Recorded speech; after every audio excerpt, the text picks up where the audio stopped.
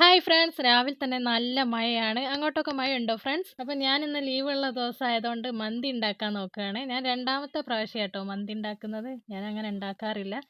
പീടികേന്ന് വാങ്ങിയിട്ട് കഴിക്കലാണ്. ഏതായാലും എൻ്റെ മന്തി കുഴപ്പമില്ല, റെഡി ആക്കി. കാണാനൊക്കെ ഒരു മന്തിൻ്റെ ലുക്കില്ലേ.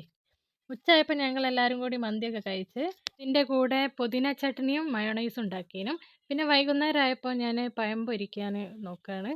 മോളൂസ് കളിക്കാൻ പോയിക്ക്. ഷാനു എൻ്റെ ഫ്രണ്ടിൻ്റെ വീട്ടിലെങ്ങാൻ പോയതാണ്. അപ്പോൾ ഓല് വരുമ്പോഴേക്കിന് ഞാൻ ചായ ഉണ്ടാക്കുകയും പഴം പൊരിക്കുകയൊക്കെ ചെയ്താൽ ഓല് വരുമ്പോൾ വേഗം ചായ ചോദിക്കുക. അപ്പോഴേക്കിന് ഞാൻ വേഗം റെഡിയാക്കി വെക്കുകയാണ്.